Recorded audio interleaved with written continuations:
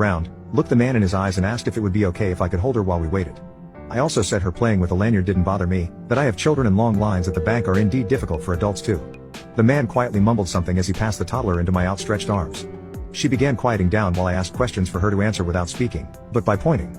Such as, can you point to a light, or a door or a pen? Simple questions to distract her.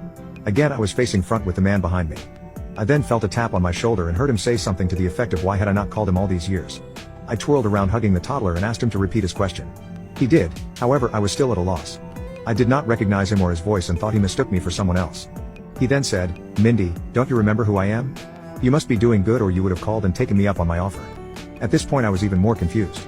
He obviously knew me as he called me by my nickname that not many know. I often run into former patients that I assisted in their labor and delivery and I figured he was a husband of one of them. However, I would only give out my nickname to very few of my patients.